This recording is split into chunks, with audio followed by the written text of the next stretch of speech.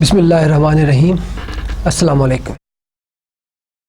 आज हम फर्म और फर्म्स के इक्विलिब्रियम शुरू कर रहे हैं और पिछले दो लेक्चर्स में हमने आपको स्ट्रक्चर ऑफ फर्म भी पढ़ाया था और कॉस्ट कर्व्स भी बताए थे। ठीक है, सो आज हम फर्म शुरू कर रहे हैं और फर्म के अंदर हम परफेक्ट कंपटीशन को देखेंगे और देखेंगे कि किस तरह से परफेक्ट कंपटीशन के तहत फर्म्स इक्विलिब्रियम हासिल करती हैं और प्रॉफिट जनरेट करती हैं। Right, so first of all will start with perfect competition, you know, और मैं आपको ये रिवाइज करवा रहा हूँ और मैंने ये बातें आपको बड़ी तफसीलन बताई हैं, लेकिन थोड़ा सा जो है आपको रिवाइज करवा देते हैं। To determine structure of any particular market we begin by asking how many buyers and seller are there in the market.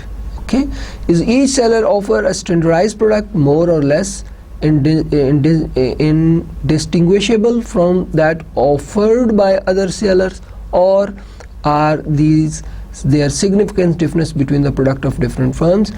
Are there any barrier to enter or exit, or can outsider easily enter and leave in this market? So ये सारी चीज़ें जो है हम consider करते हैं ये determine करने के लिए कि structure of any particular market क्या है. ओके, सो आंसर इनके मुख्तलिफ हो सकते हैं: perfect competition, monopoly, monopolistic competition और ओलिगोपोली. ओके, सो आज हम परफेक्ट कंपटीशन को जो है वो देखेंगे. Right, the three requirement of perfect competition. Number one, large number of buyer and seller. Okay, each buyer or seller only a tiny fraction of total quantity in the market. Okay, each buys or sells only a tiny fraction of the total quantity in the market. Seller offers a standardized product. ठीक है, homogeneous product. Seller can easily enter into or exit from the market. So ये आपको अच्छी तरह से याद रखना है. Free entry, free exit. Goods are homogeneous, large number of buyer and seller. Okay, और वो थोड़ी सी जो है ना, यानी कि हर जो बायर है वो बाय करते हैं टाइनी अमाउंट. ओके, थोड़ी सी, और इस तरह से हर सेलर थोड़ी अमाउंट, यानी कि उसका शेयर जो है सप्लाई में वो थोड़ा होता है. इस वजह से वो इन्फ्लुएंस नहीं कर सकते प्राइसेस को. ओके, ना अगर जो है imperfect competition, there must be many buyer and seller. How many? Number must be so large that no individual decision maker can significantly affect price of the product by changing quantity, its number, its buys or sell. So perfect competition में जो buyer और seller ज़्यादा होने चाहिए. कितने ज़्यादा होने? इतने ज़्यादा होने चाहिए कि किसी एक के एक्शन से जो है प्राइसेस पे कोई इफेक्ट ना. The standardize product offered by seller, जो प्रोडक्ट है वो स्टैंडर्डाइज्ड है. ठीक है, हमने आपको बताया था कि बिल्कुल एक सी क्वालिटी क्वांटिटी हर लिहाज से वो एक सी. Buy do not perceive significant difference between products of one seller and another. Okay, so वो इस तरह से होमोजीनियस है कि आप इस सेलर से लें या उस सेलर से लें, आपको कोई फ़र्क नहीं है. ठीक है, जैसे कि आप गंदम है वो आप एक सी होती है, होमोजीनियस है. ठीक है, तो आप इस सेलर से लें या उस सेलर से लें, कोई इशू नहीं है. ठीक है, now entry into and exit from the market. Entry into the market is free. Okay,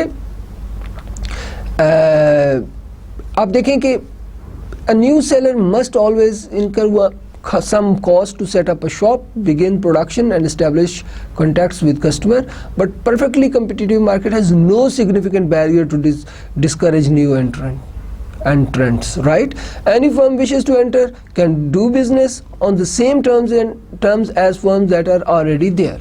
So नई फर्म आती है, वो बिजनेस शुरू करती है, उन्हीं टर्म्स पर कर रही है जिनमें पहले कर रही है. ठीक है, पहले से मौजूद फर्म कर रही है. In many markets there are significant barriers to enter. ठीक है, जैसे मैंने आपको बैरियर्स बताए थे, लीगल बैरियर भी होते हैं. ठीक है जी, existing seller have an important advantage that new entrant can not duplicate. Okay, brand loyalty enjoys, you know, ये सारी चीज़ें मैं आपको पहले बता चुका हूँ. ठीक है ना जी, कि आप एंटर होना चाहते हैं, आप कुछ लोग पहले से मौजूद ब्रांड के साथ लॉयल हैं. जैसे मैंने फॉरहंस की मिसाल दी थी, मैं उसके साथ लॉयल हूँ. ठीक है, तो ऐसी कोई सूरत हाल नहीं है. ठीक है, कोई आए वही प्रोडक्ट है, उसकी कोई नए आने वाले को जो है वो कोई प्रॉब्लम, कोई दिक्कत नहीं है, वो आए और प्रोड्यूस करे, चीज़ बेचे. ठीक है, और चीज़ चूँकि होमोजीनियस है, लिहाजा कोई brand loyalty kind of thing, कोई लीगल बैरियर नहीं है, कोई किसी किस्म के. ठीक है जी, Okay, now perfect competition is also characterized by easy exit. Okay, तो ये भी firm suffering a long run loss must be able to sell off its plant and equipment and leave the industry for good without obstacles. अगर कोई firm हमेशा के लिए अपने equipment अपनी फैक्ट्री बेच के जाना चाहती है वो जा सकती है, ठीक है जी. Significant barrier to entry and exit can completely change the environment in which trading take place. You know that अगर barrier हो एंट्री हो पर तो फिर जो है वो उस मार्केट का एनवायरनमेंट बदल जाता है. ओके, अब ये बहुत इंपॉर्टेंट क्वेश्चन है. देखिए आप थोड़ी सी समराइज करें परफेक्ट कंपटीशन को. फ्री एंट्री है, फ्री एग्जिट है, लाइन नंबर ऑफ बायर है, लाइन नंबर ऑफ सेलर है, गुड्स होमोजीनियस है, ठीक है जी. Price and output determined by demand and supply forces है. ये सारी चीज़ें जो है क्या ऐसा हकीकत में मुमकिन है इन रियल वर्ल्ड, ठीक है. assumption market must satisfy to perfect competition are rather restrictive, right? तो ये it vast majority of the market, one or more of assumption of perfect competition will in a strict sense be violated. Yet when economists look at the real world market, they use perfect competition more often than any other market structure. Why is this? Right? Model of perfect competition is powerful. Okay, many market while not strictly perfect competitive come reasonably close. We can even with some caution use model to analyze market that violate all three assumptions. Perfect competition can approximately conditions I beg your pardon, perfect competition can approximate conditions and yield accurate enough prediction in a wide variety of the market. Okay, ये वो सारी बातें जो हम आपको तफसीलन पहले बता चुके हैं, ठीक है. अब look at this, the competitive industries and firm, right? So y axis पे prices है और x axis पे जो है वो quantities है गोल्ड की और मार्केट और फर्म्स को बताया जा रहा है. ओके, मार्केट के अंदर क्या होता है, डिमांड और सप्लाई. ओके, ये क्या कहते हैं, प्राइस को डिटरमिन कर देते हैं. जहां पर इंटरसेक्ट किया वो प्राइस डिटरमिन हो गई. ओके, सो ये प्राइस, इस प्राइस के ऊपर ये जो डिटरमिन हो गई है इसके ऊपर कोई भी फर्म जो है उसमें तब्दीली नहीं ला सकती. ओके, सो $400 पर आउंस प्राइस डिटरमिन हो गई, राइट. और ये price here we go, demand curve facing the firm, ये डिमांड कर्व फर्म के लिए बन गई. Okay, so firm want to sell something, they can sell as much as they can on $400 per ounce. Okay, so firm का demand का फिर horizontal होगा, ठीक है. Is it clear?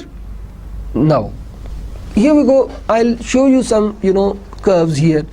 अब देखें cost curves, cost of production, वो कोई परफेक्ट कम्पिटिटिव फर्म हो, मोनोपोलिस्ट हो, वो किसी भी मार्केट स्ट्रक्चर उसके कॉस्ट कर्व सिमिलर होते हैं, जबकि रेवेन्यू कर्व्स डिफरेंट होते हैं, ठीक है. थोड़ा सा एक स्लाइड जो है ना मैं आपको थोड़ा सा रेवेन्यू कर्व्स के बारे में बताऊंगा.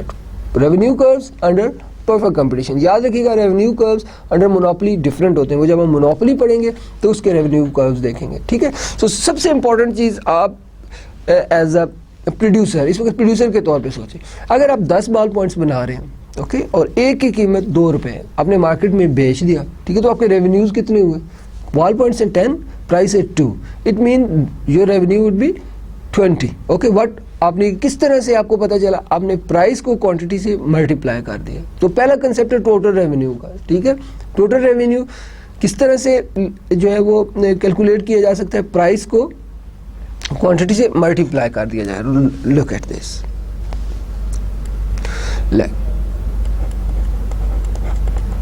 Total revenue.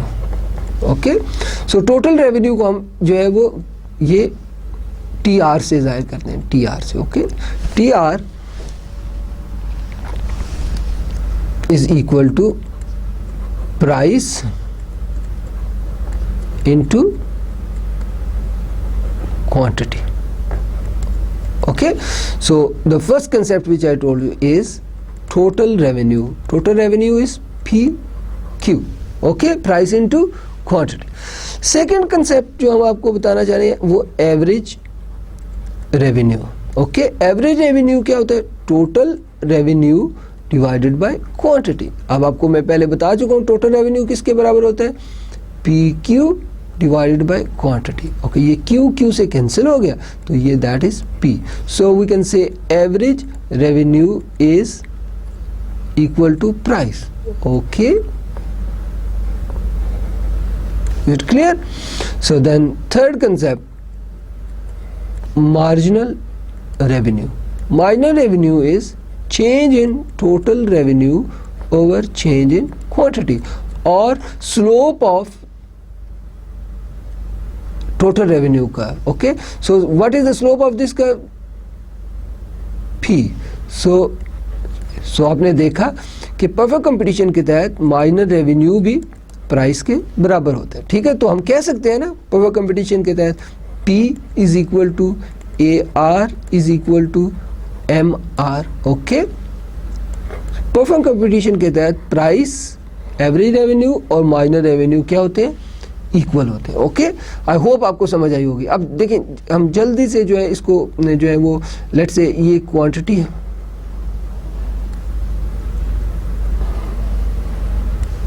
और ये टोटल रेवेन्यू है जो कि पी क्यू के बराबर है,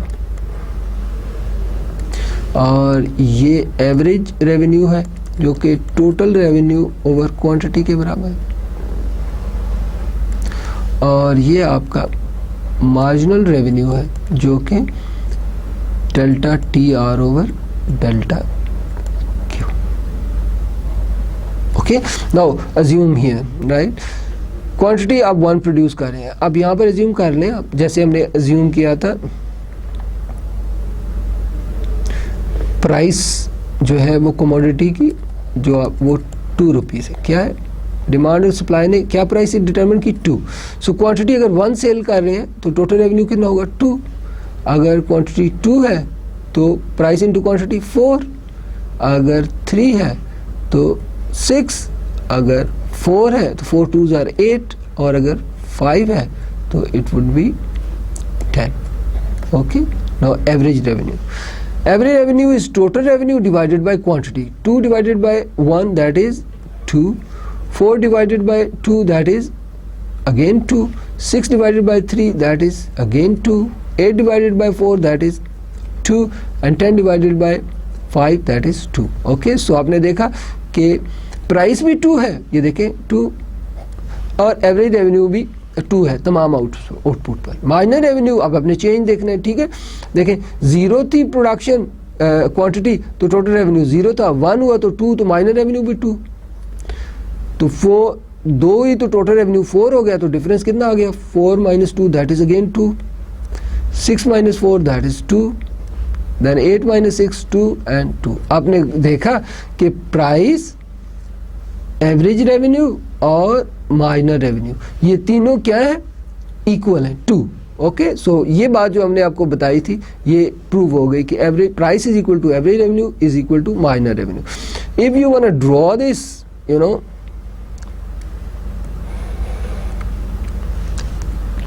यहाँ पर आप क्वांटिटी ले लें, यहाँ पर आप जो है वो रेवेन्यू के कंसेप्ट ले लें। ठीक,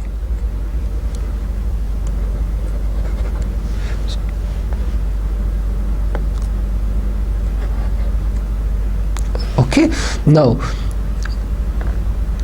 अगर आप ड्रॉ करेंगे तो आपका टोटल रेवेन्यू इस तरह से होगा। ठीक है, और आपका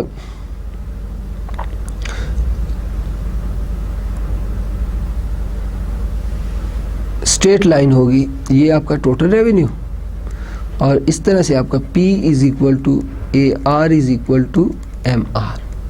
सो price is equal to average revenue is equal to minor. So perfect competition के तहत प्राइस, एवरेज और मार्जिनल रेवेन्यूज आपस में बराबर होते हैं। ठीक है, so price is equal to average revenue is equal to marginal revenue. Okay, so remember under perfect competition P is equal to AR is equal to MR, and it is a straight line which is parallel to the quantity axis, right, X axis. Okay, I hope आपको समझ आ गया total revenue के concept. Total revenue में total revenue which is equal to price into quantity, average revenue total revenue over quantity, minor revenue that is change in total revenue over quantity, right? So these are all equal. Average is equal to minor, minor is equal to price. So P is equal to AR is equal to MR under perfect competition. Okay, now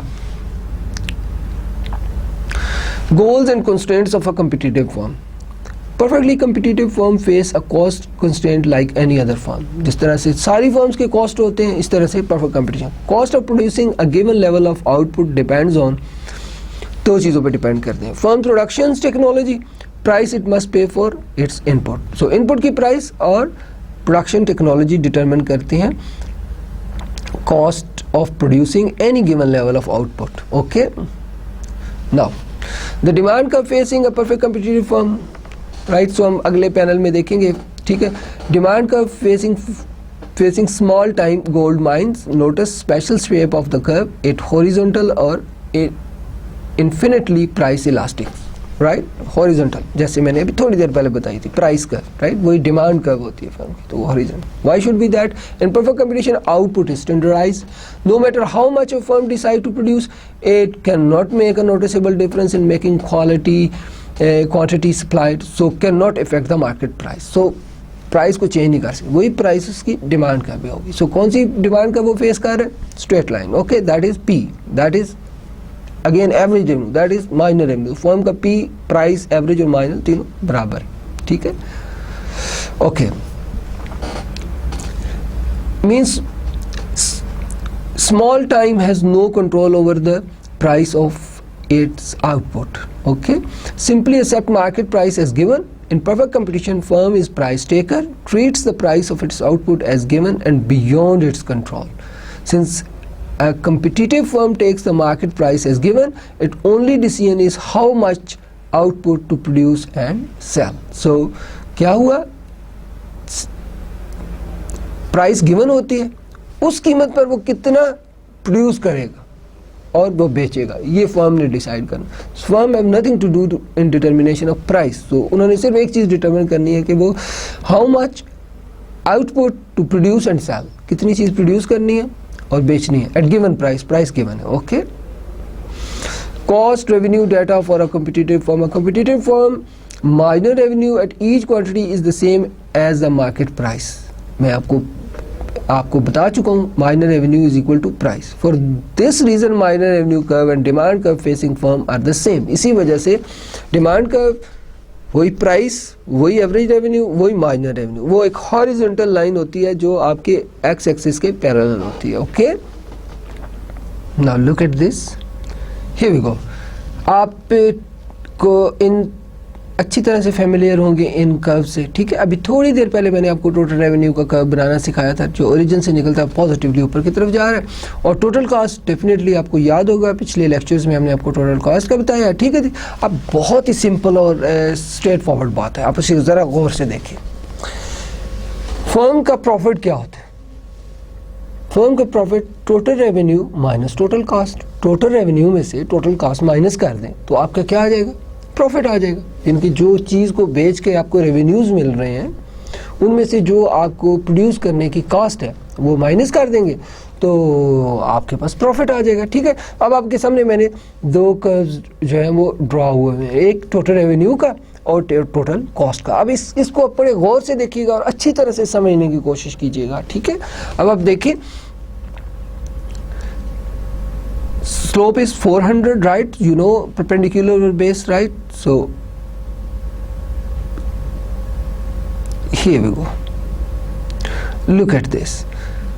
Now you can see in this diagram, right? So the difference between total revenue and total cost is maximum when we are producing 7 unit. Okay, so maximum profit जो है per day 700, right? 2100 minus 2800 minus 2100. Okay, अगर firm जो है वो उनकी output 7 ounce of gold per day है तो उनका प्रॉफिट क्या है? मैक्सिमम है, ठीक है. तो अब इसे गौर से देखिए आप इस डायग्राम को दोबारा, right? Look at this diagram. Okay, now try to understand the other concepts. Okay, look at this. अब आप देखें कि अगर फर्म जो है, here look at this, this is the point where total revenue and total costs are equal, right? So around 3 है ये, अगर आप गौर से देखें तो 3 पर. ओके, अगर प्रोडक्शन 3 है तो रेवेन्यू और कॉस्ट दोनों बराबर है, ठीक है. रेवेन्यू और दोनों कॉस्ट बराबर हो तो आप समझ लें कि क्या होगा, ठीक है. Look at this. अब रिमेंबर कि ये आपका प्रॉफिट पाई, हम profit or total revenue minus total cost. So pi is equal will become 0. Okay, in case here. Okay, now look at this. Before this, here total cost is greater than total revenue. अगर firm 1 unit produce करे, let's say जरा गौर से देखें तो total cost इतनी है, total revenue इतना है. इट मीन कि ये जो गैप है ना, ये लॉस है, राइट. और अगर इतना देखिए, अगर प्रोडक्शन 2 हो तब भी लॉस है, ठीक है. 3 हो तो 0 हो गया. अब 3 के बाद 4, 5, 6 जो भी यूनिट प्रोड्यूस करे, revenue is greater than cost. It mean here total revenue is greater than total cost. So ये जो है एरिया सारा प्रॉफिट का एरिया. ओके, सो यहाँ पर the difference between revenue and cost is maximum. जहाँ पे कॉस्ट और रेवेन्यू का डिफरेंस मैक्सिमम है, वो आप कह सकते हैं मैक्सिमम प्रॉफिट हो रहा है, ठीक है. सो ये मैक्सिमम प्रॉफिट. आई होप कि आपको ये समझ आ होगा. अगर आप देखें इस पॉइंट से पीछे की तरफ देखें तो लॉस है, इस पॉइंट के ऊपर 0 है, इस पॉइंट से आगे की तरफ if we produce more than that, mean if we go this way, production increase करते हैं तो हमारे प्रॉफिट इंक्रीज होते चले जा रहे हैं. और 7 यूनिट पर हमारा प्रॉफिट जो है वो मैक्सिमम, ठीक है. So profit maximising in perfect competition. कैसे? टोटल रेवेन्यू और टोटल कॉस्ट की कर्व की मदद से, where the difference between total cost and total revenue is maximum, it mean the profit is maximum. Okay, so this is how firm maximise their profit. Now look at this. This is another way to explain. मैंने आपको पिछले lecture में बताया था कि equilibrium वहाँ पर होता है जहाँ पर मार्जिनल रेवेन्यू और मार्जिनल कॉस्ट इक्वल होते हैं. इक्विलिब्रियम की कंडीशन 2 है, ठीक है. एक वो कि मार्जिनल रेवेन्यू और मार्जिनल कॉस्ट जो है वो क्या हो, इक्वल हो, ठीक है. और दूसरा क्या, दूसरा ये है कि मार्जिनल कॉस्ट की स्लोप जो है वो मार्जिनल रेवेन्यू की स्लोप से ज़्यादा हो, ठीक है. या आप इस तरह से कह लें कि मार्जिनल कॉस्ट मार्जिनल रेवेन्यू को नीचे से कट कर रही हो, from below. Okay, I will explain it further, right. Look at this.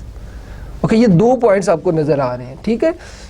Marginal revenue और मार्जिनल कॉस्ट 2 पॉइंट्स पर जो है वो एक दूसरे को कट कर रहे हैं. तो अब जो है वो इंटरसेक्शन पॉइंट 2 हो गए. तो पहली कंडीशन क्या है, मार्जिनल रेवेन्यू और मार्जिनल कॉस्ट इक्वल होने चाहिए, ठीक है. तो अब आप देखें इस पॉइंट के ऊपर भी marginal revenue marginal cost equal है, इस पॉइंट के ऊपर भी मार्जिनल रेवेन्यू और मार्जिनल कॉस्ट इक्वल है. सो इक्विलिब्रियम पॉइंट कौन सा होगा, इक्विलिब्रियम पॉइंट होगा this one, because marginal cost जो है वो इसको मार्जिनल रेवेन्यू को फ्रॉम बिलो कट कर रही है, ठीक है. इस पॉइंट के ऊपर कहाँ पर कट कर रही है, फ्रॉम बिलो, नीचे की तरफ से कट. तो ये पॉइंट आपका कौन सा होगा, इक्विलिब्रियम पॉइंट होगा. Okay, now look eight, here we go, this is the equilibrium point. Okay, the firm will produce 7 units and the marginal revenue is 400. Okay, now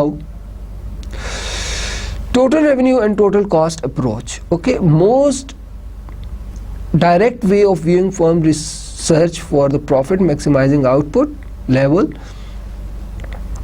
At each point level, subtract total cost from the total revenue to get total profit at that output level. mean total profit is equal to total revenue minus total cost, as I explained in previous slide. Okay, now marginal revenue and marginal cost approach. The firm should continue to increase output as long as marginal revenue is greater than marginal cost. Remember that profit maximizing output is found where MC curve crosses MR curve from below. ठीक है, intersect from below. Finds the profit maximizing output level for a competitive firm requires no new concept or techniques. Okay, now measuring the total profit, start with the firm's profit per unit. Revenue it gets on each unit minus cost per unit. Revenues per unit is the price of the firm's output and cost per unit is familiar average total cost. You remember that? So we can write profit per unit is equal to price minus average total cost. Okay, firm earns a profit whenever price is greater than average total cost. Price average total cost से ज़्यादा होगी तो firm profit earn कर रही है. Its total profit at the best output level equals area of rectangle with highest equal to the distance between P and ATC and width equal to the level of output. A firm suffers a loss when average total cost is greater than price at the best level of output. Its total loss equal to area of a rectangle, height equal distance between P and ATC, width equal level of output. Here we go. देखिए equilibrium point, this is the equilibrium point. Now this is average cost. Okay, so आप देखिए कि आपका average cost here we go. Profit per unit. Okay, आपको नजर आ रहा है आपका प्राइस 400 पर आउंस है, एवरेज कॉस्ट 300 पर आउंस है, तो प्रॉफिट पर आउंस कितना हो गया 100. Okay, now here we go, marginal cost, marginal revenue, that is equilibrium point. Average cost is greater than price, hence firm is facing loss. Okay, $100 पर ounce loss. देखिए अब हम आपको ये बनाना सिखाते हैं, ठीक है. ये प्रॉफिट जो है शॉर्ट रन, फर्म का शॉर्ट रन के प्रॉफिट्स जो है वो अब देखिएगा. ये अगरचे कि मैंने पिछली स्लाइड्स में आपको जो है वो ड्रॉ हुए हुए दिखाए हैं, लेकिन ये मैं एक प्रोसीजर आपके सामने रखूँ ताकि आप आसानी से अच्छे तरीके से जो है वो बना सकें. कि ये ज़हन में रखिएगा कि ये शॉर्ट रन है. Okay, now here we go.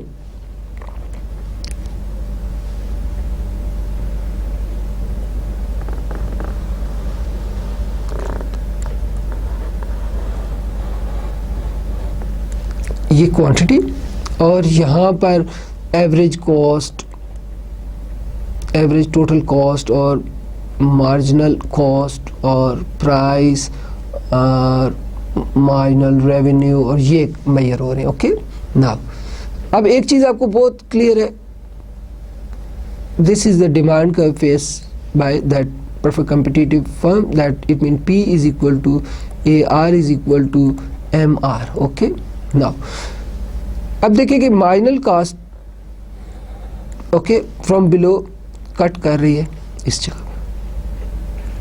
This is the equilibrium point से नीचे लेके हैं.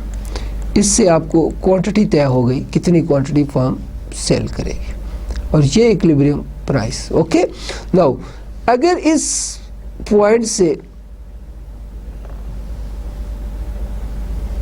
ये आपका एवरेज कॉस्ट का कर्व आपको याद होगा और ये आपका एवरेज वेरिएबल कॉस्ट के कर्व है, होप आपको याद होंगे. अब आपको देख ले, ये आपका जो है वो आपकी एवरेज टोटल कॉस्ट है. ओके, सो आप देखिए, आप गौर से देखिए, इस पॉइंट का हम नाम F रख लेते हैं, लेट्स से, ठीक है.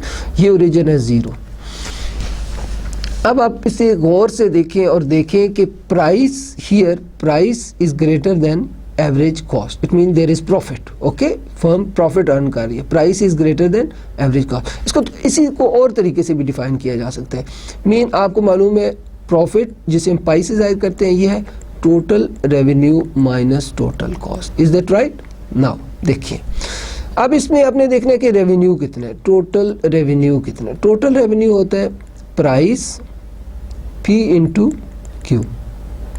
अब इस एग्जांपल में देखें प्राइस कितनी है, OP स्टार हमने, यानी कि यहाँ से लेकर यहाँ तक. ओके, और क्वांटिटी कितनी है, OQ स्टेरिक, मीन यहाँ से लेके यहाँ तक. ओके, अब देखें ये width, length into width, right. So ये एरिया पूरा होता है, ठीक है. एनीवे ये अगर हम लंबाई ज़रब चौड़ाई करें, मीन ये आपकी लेंथ है और ये आपकी विड्थ है. ओके, OP स्टार तक. ओके, अगर हम इसको मल्टीप्लाई करें एरिया आ जाता है. तो टोटल रेवेन्यू का एरिया कितना आ गया आप देखें, बताएं, गौर से देखें, ठीक है.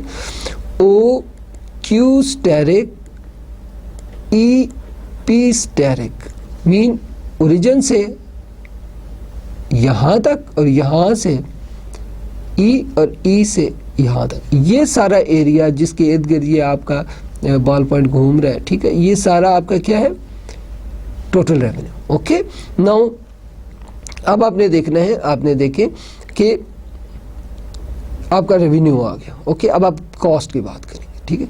अब आपकी total cost is equal to average total cost divided by quantity. Is that right? ऐसे ही होता है ना. तो अब ये क्वांटिटी उधर जाके मल्टीप्लाई हो जाए, ठीक है. तो total cost is equal to average total cost into quantity. अब आप देखें एवरेज टोटल कॉस्ट कितनी है, 0 ओरिजिन से लेके ATC तक. ये AT हम स्टार लगा लेते हैं, ठीक है. AT asterisk, okay. AT asterisk ये आपकी इनटू क्वांटिटी कितनी है, OQ asterisk, OQ asterisk, okay. So देखें अब टोटल कॉस्ट आपकी कितनी आ गई, लेंथ ये है OQ स्टेरिक और विड्थ है OTC स्टेरिक. तो अब हमारी जो टोटल कॉस्ट है वो क्या किसके बराबर आ गई.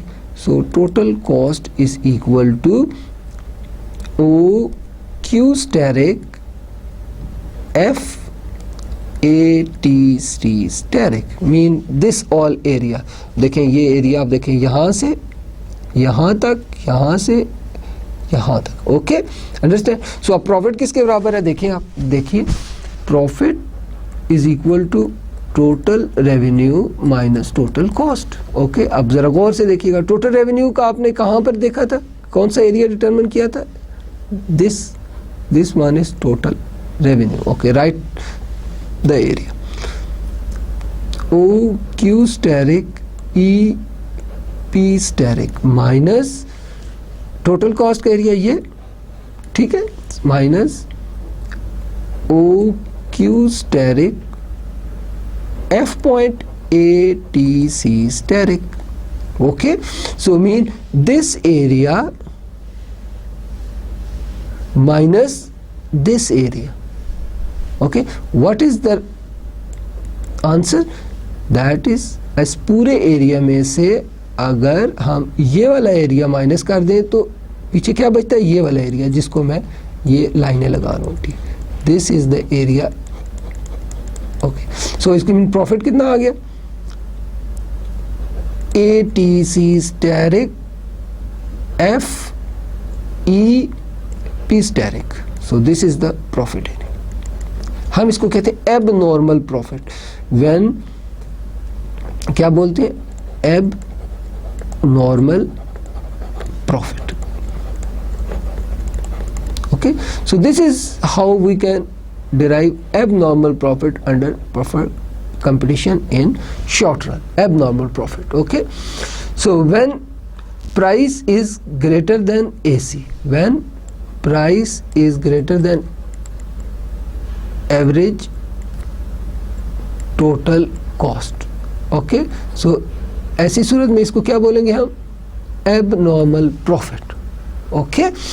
Now हम आपको नॉर्मल प्रॉफिट के बारे में आप बताएंगे, ठीक है. किस चीज़ के बारे में, नॉर्मल प्रॉफिट. याद रहे कि ये हम स्लाइड क्या कर रहे हैं, short run equilibrium of a firm, short run equilibrium of a perfect competitive firm, okay. So एक ऑप्शन क्या, एक पॉसिबिलिटी क्या हो सकती है कि वो फर्म एब नॉर्मल प्रॉफिट कमा रही है, ठीक है. दूसरी पॉसिबिलिटी क्या हो सकती है कि वो फर्म नॉर्मल प्रॉफिट कमा रही है. हम देखते हैं नॉर्मल प्रॉफिट किस तरह से हम बना सकते हैं.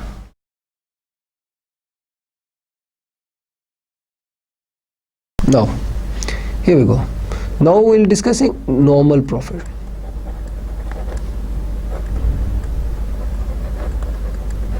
Okay, normal profit in short run under perfect competition. Okay, look at this. ये उस सूरत में होता है कि जब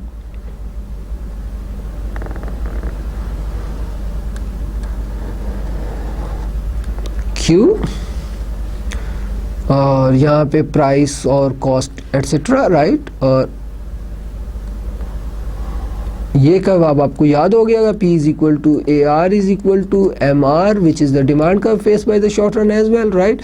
इक्विलिब्रियम कहाँ पर होता है, जहाँ पर MC MR को कट करे from below, okay. This is the equilibrium point, mention it as. ये इक्विलिब्रियम क्वांटिटी तय हो गई और ये इक्विलिब्रियम प्राइस तय हो गई, okay. I was trying to make it star, okay. Strange star. Okay, here we go. So equilibrium तय हो गया, प्राइस। अब देखिए आप कि एग्जैक्ट इसी पॉइंट से आपका एवरेज कॉस्ट गुजरा और एवरेज वेरिएबल कॉस्ट नीचे से गुजरा। अब देखें कि price is equal to average total cost. So when price is equal to average total cost, this is called normal profit. What is that? Normal profit. Why it is normal? You know that? Very simple. देखें cost क्या है, factor of production को आप जो आप rewards देते हैं, तो लेबर को क्या 4 फैक्टर ऑफ प्रोडक्शन होते हैं ना, तो जब आप कॉस्ट कैलकुलेट करते हैं तो मैंने आपको बड़ी तफसीलन बताया था, वेजेस,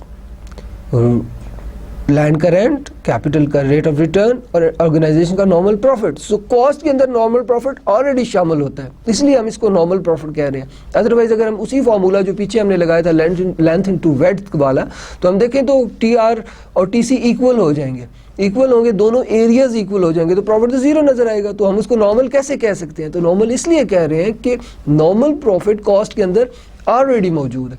ओके, आई होप। अब इसमें देखने एक चीज कि जो है ना वो नॉर्मल लॉस, ठीक है। Okay, try to understand normal loss. Okay,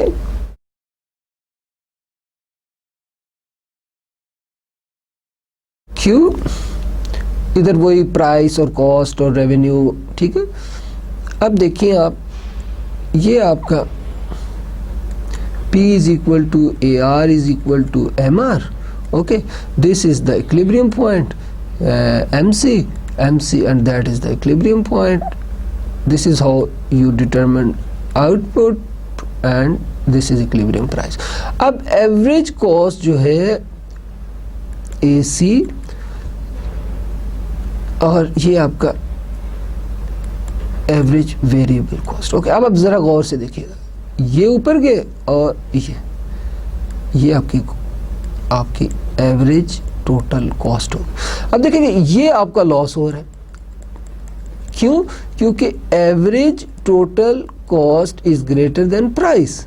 तो एवरेज टोटल कॉस्ट प्राइस से ज्यादा है, तो आपका क्या हो रहा है? लॉस हो रहा है, ठीक है। लेकिन आपने एक चीज गौर करनी है कि ये प्राइस आपको मिल रही है ना, ओपी स्टेरिक, इसके अंदर आपके वेरिएबल कॉस्ट बहरहाल पूरे हो रहे हैं। देखिए यहां से लेकर यहां तक, आप देखिए from here, okay, from here to here, that is average total cost. Okay, that is average total cost. और from here to here, that is average variable cost. और ये दरमियान वाला फिर पोर्शन कौन सा होगा? That would be average fixed cost. तो देखिए आपके इस प्राइस के अंदर जो आपको प्राइस मिल रही है, आपके एवरेज वेरिएबल कॉस्ट सारे पूरे हो रहे हैं, ठीक है, और एवरेज फिक्स कॉस्ट का कुछ पोर्शन पूरा हो रहा है, ठीक है, और कुछ नहीं हो रहा। अब देखिए आप याद रखें, शॉर्ट रन है, परफेक्ट कम्पिटिटिव फर्म है। फिक्स कॉस्ट क्या होती थी? फिक्स कॉस्ट वो कॉस्ट होती थी कि जिसका ताल्लुक आउटपुट के साथ नहीं है। आप प्रोडक्शन दे रहे हैं या नहीं दे रहे, हर दो सूरत में आपको बर्दाश्त करनी है। यानी कि अगर आप कारखाना बंद भी कर दें तो आपको ये जो डिस्टेंस है ना, यहाँ से लेकर यहाँ तक आपको कॉस्ट बर्दाश्त करनी है, ठीक है। अगर कारखाना बंद भी कर दें तो आपको ये कॉस्ट बर्दाश्त करनी पड़ेगी, राइट। लेकिन अगर कारखाना चलता रहे तो आपकी कुछ एवरेज फिक्स कॉस्ट भी यहाँ से लेकर यहाँ तक तो पूरी हो रही है, और थोड़ी सी नहीं पूरी हो रही, ठीक है। तो आप इसको नॉर्मल लॉस कहते हैं, ठीक है। अब आप देखें कि इसको अगर हम थोड़ा सा देखें तो एब नॉर्मल लॉस किस तरह से बनेगा, ठीक है। एबनॉर्मल लॉस, क्यों? और ये सेम प्राइस और कॉस्ट और एवरेज वेरिएबल कॉस्ट और this all stuff, this is price is equal to AR is equal to MR which is equal to demand faced by, this is आप marginal cost और marginal revenue यहाँ पे equilibrium हो रहे हैं, और ये आपकी क्वांटिटी तय हो गई और ये आपकी प्राइस तय। Okay, now try to understand this that this is your equilibrium point। याद रखिएगा equilibrium point जहाँ पे minor revenue minor cost equal होते हैं। अब देखिए ये आपकी एवरेज कॉस्ट है और ये आपकी एवरेज वेरिएबल कॉस्ट है, ठीक है। अगेन आप देखें कि average total cost is greater than price. आप देख लें, इसको ऊपर ले जाए और ये आपकी ये सी स्टार एवरेज टोटल कॉस्ट कर लें, ठीक है जी।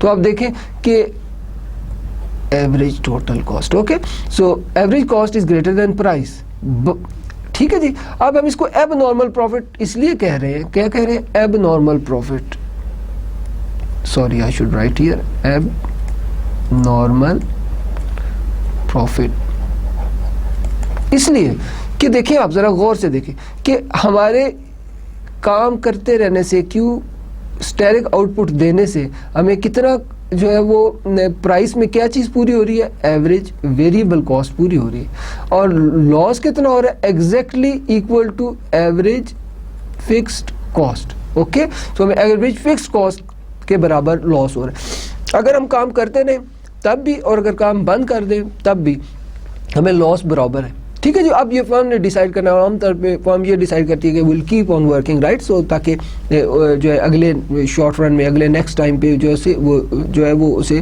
फ़ायदे की उम्मीद होती है, ओके। सो इसीलिए इसे एबनॉर्मल जो है ना वो लॉस बोलते हैं। अब पॉइंट है कि कहाँ पर फर्म ये फैसला करती है कि फर्म शट डाउन पोजिशन क्या आती है, ठीक है, यानी कि कौन सी position, shut down, okay. Firm कहाँ पे कारखाना बंद कर देती है, क्वांटिटी, ये प्राइस और कॉस्ट वगैरह, और ये आपकी P is equal to AR is equal to MR, okay. Now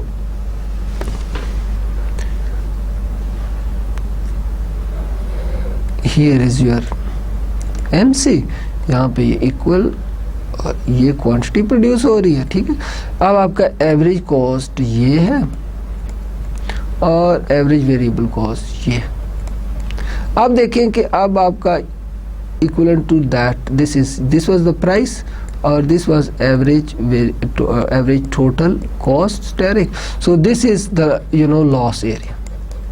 अब देखें अगर इस लॉस में वेरिएबल कॉस्ट भी पूरे नहीं हो रहे, इस प्राइस के अंदर जो इस आउटपुट के ऊपर जो प्राइस मिल रही है वेरिएबल कॉस्ट भी पूरे नहीं हो रहे, अगर फर्म कारखाना बंद कर दे तो उसे इतनी लॉस बर्दाश्त करना पड़ेगा equivalent to average fixed cost.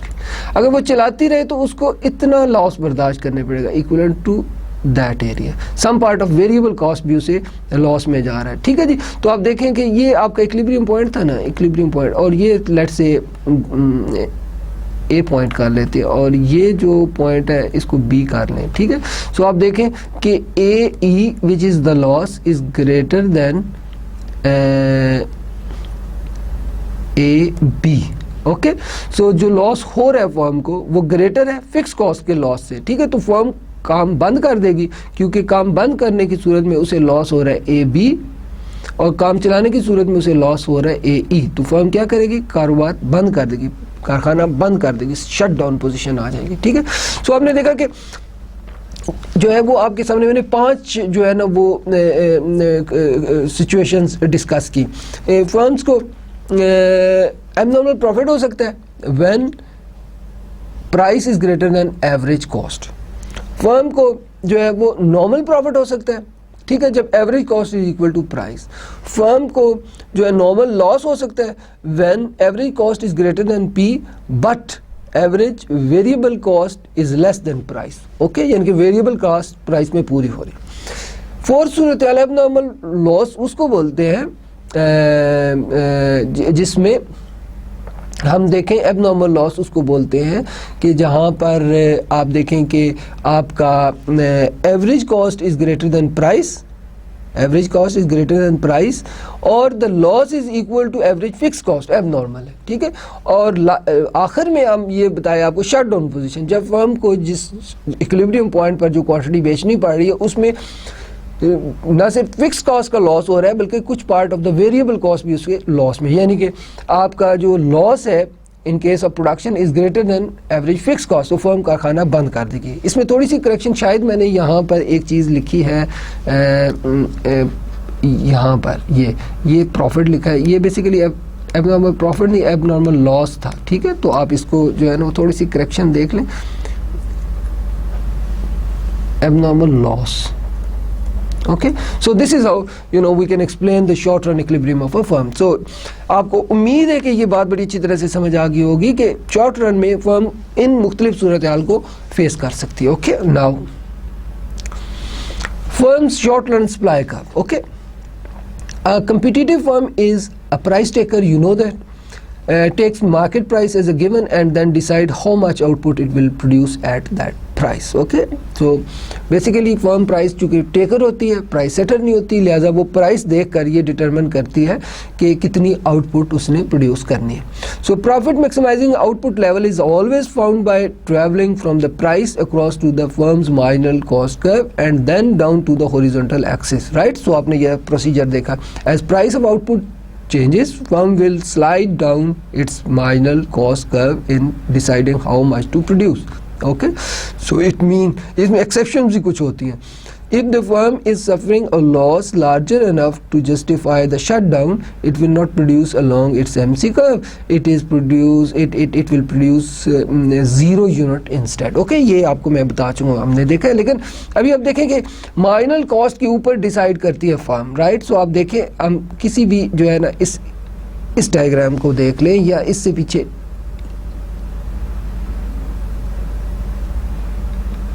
ठीक है, इस डायग्राम को देखें. ठीक है, अब देखें कि ये डायग्राम आपको बता रही है कि ये इक्विलिब्रियम है.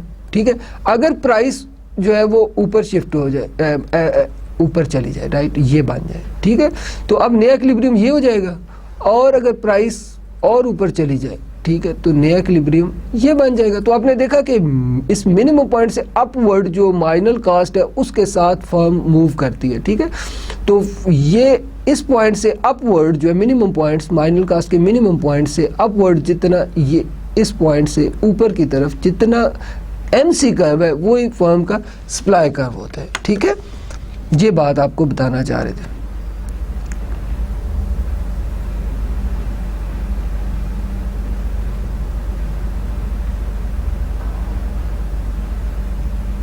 Okay, now here we go.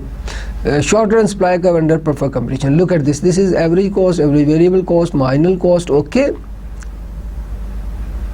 here is the price which is equal to MR, AR or demand, right? So this is the equilibrium point. Okay, now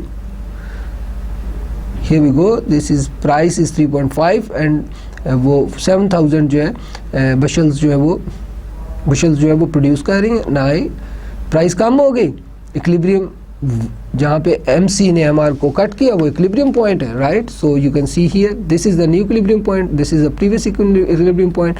सो जैसे ही प्राइस कम हुई, आउटपुट कम हो गई, तो ये प्राइस उस तरफ जाएगी. ठीक है, यहाँ पर, और देखें क्या हुआ.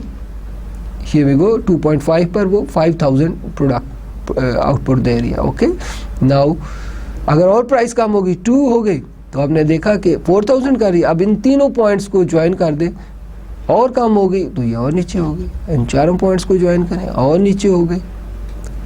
ठीक है, here we go. Here we go. The firm's supply curve. Okay, this purple line you can see it, right? So this is the supply curve. In other words, you can say कि ये जो minimum point है ना marginal cost है, इससे ऊपर ये जहाँ पर मेरा ये सारा पॉइंट, ये जिसको मैं ये सॉरी ये थोड़ी सी खराब हो गई, ये सारा जो है ये आपकी क्या है, फर्म की short run supply curve under perfect competition. उम्मीद है आपको समझ आ गई होगी. ठीक है, now the short run price at which a firm is indifferent between producing and shutting down. ठीक है, can summarize all of this information in a single curve. Firm supply curve tells us how much output the firm will produce at any price. So जहाँ पे MC MR आपस में cut करते हैं वो determine है. Supply curve has 2 parts. For all prices above minimum points on its AVC curve, supply curve coincide with MC curve, right? For all prices below minimum point at AVC का firm will shut down. मैंने आपको बताया ना 5 condition. AVC से नीचे आई, ठीक है, जैसे ही प्राइस जो है वो एवीसी से कम हुई, वो शट डाउन पोजीशन है. इट मीन एवीसी से ऊपर एवरेज वेरिएबल कास्ट से ऊपर ऊपर जो मार्जिनल कास्ट है वो सप्लाई जो है वो कर्व होगा. So supply curve is vertical line segment at 0 unit of output. For all the prices below $1, जैसे हम पीछे एग्जांपल ने देखा, शट डाउन पोजीशन हो जाएगी. ठीक है. सो प्राइसेस डिटर्मिनेशन जो है वो बिलो वेरिएबल कॉस्ट पॉसिबल नहीं है. ठीक है, वो शट डाउन प्राइसेस है. Okay. Competitive markets in short run. Short run is a time period too short for firm to vary all of its input. मैंने आपको बता रखा है. Quantity of at least one input remain fixed. Okay. आपको मैंने बताया था ना, लेबर और कैपिटल अगर दो हैं और जो कैपिटल है वो शॉर्ट रन में फिक्स होगा. ठीक है, ये एग्जैक्टली वही बात आपको जो है ना जो रिपीट की जा रही है. Let's extend concept of short run from firm to market as a whole. अब जो है मार्केट से जो है फर्म से मार्केट की तरफ जाते हैं. In short run number of firm in industry is fixed. Okay. Short run में अंदर एंट्री एग्जिट नहीं हो रही तो फिक्स हम जो है ना वो कंक्लूड कर लेते हैं बात. ठीक है जी. The market supply curve, once we know how to find supply curve of each individual firm in the market, so her firm, जितनी भी फर्म्स काम कर रही हैं उनके जो है वो मिनिमम से अपवर्ड जो है मार्जिनल कॉस्ट जो है वो उनकी सप्लाई कर्व है. ठीक है.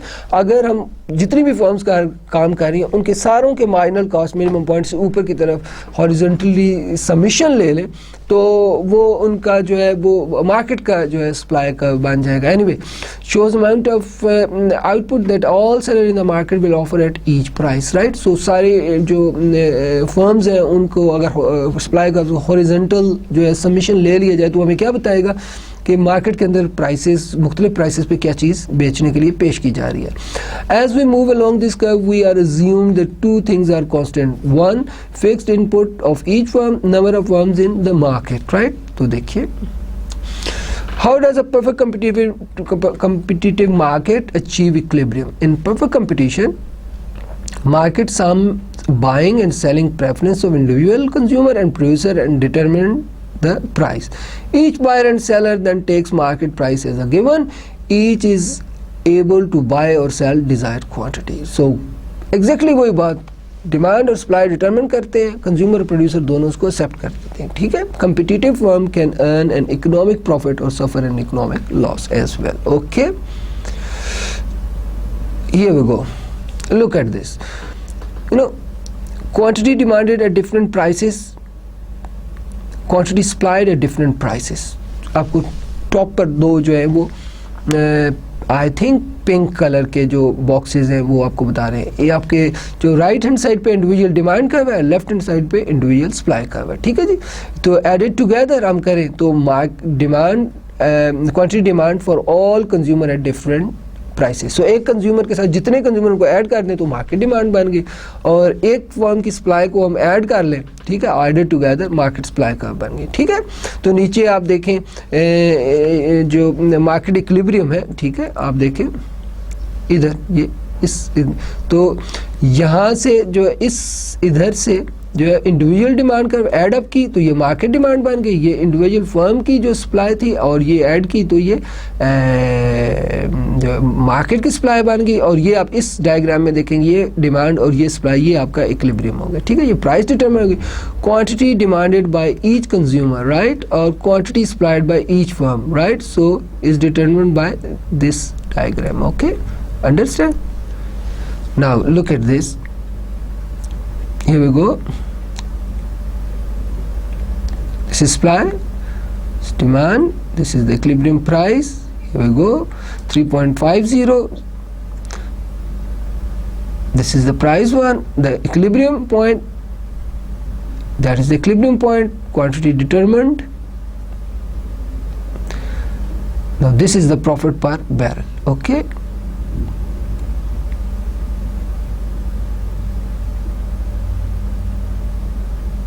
अगर डिमांड कर्व शिफ्ट हो गई, नया इक्विलिब्रियम ये बन गया, प्राइसेस पहले से कम हो गई, नया इक्विलिब्रियम MCMR ने जहाँ पे कट किया वो, और इससे ये दिस इज लॉस पर bushel, right. That is $2. So this is how we can, you know, short run equilibrium in perfect competition can be explained. Okay. आज हमने आपको फर्म का परफेक्ट कंपटीशन के तहत इक्विलिब्रियम जो है वो सिखाया। हमने देखा कि किस तरह से प्रॉफिट जो है वो कैलकुलेट किया जा सकता है, लॉस, एबनॉर्मल प्रॉफिट, कौन सी पोजीशन है जहाँ पे फर्म शट डाउन अपने कारोबार का कर देगी, किस तरह से जो है हम डिराइव कर सकते हैं supply curve, right, marginal curve जो है के ऊपर जो सप्लाई कर्व हम किस तरह से जो है वो डिटरमिन करते हैं कि what part of the marginal curve is the supply curve, right. So ये आज के और शॉर्ट रन के मार्क जो है इंडिविजुअल जो इक्विलिब्रियम और मार्केट के इक्विलिब्रियम्स आपको बताया, ठीक है जी, और किस तरह से जो है इक्विलिब्रियम ऊपर और नीचे प्राइसेस की डिमांड और सप्लाई की वजह से शिफ्ट होता है, ये सारी बातें आज हमने की। और इंशाल्लाह ताला जो है अब हम अगले लेक्चर के अंदर आपको लॉन्ग रन इक्विलिब्रियम के बारे में बताएंगे और किस तरह से एक firm long run equilibrium attain कर सकती है, ठीक है। और अगरचे कि मैंने आपको ये पहले बता रखा है कि बहुत सारे शॉर्ट रन मिलकर एक लॉन्ग रन बनता है, बट कुछ कंडीशंस चेंज हो जाती हैं एंट्री और एग्जिट के हवाले से, और कॉस्ट कर्व जो है वो लॉन्ग रन के अंदर मैंने आपको बताया था कि वेरिएबल कॉस्ट और फिक्स कॉस्ट जो हर जो कॉस्ट है वो वेरिएबल बन जाती है, ठीक है। सो total cost is variable, almost variable, right. So next lecture के अंदर हम लॉन्ग रन इक्विलिब्रियम फर्म का पढ़ेंगे। उम्मीद है आज के लेक्चर को आपने समझा होगा। इंशाल्लाह अगले लेक्चर में मुलाकात होगी। खुदा हाफिज़।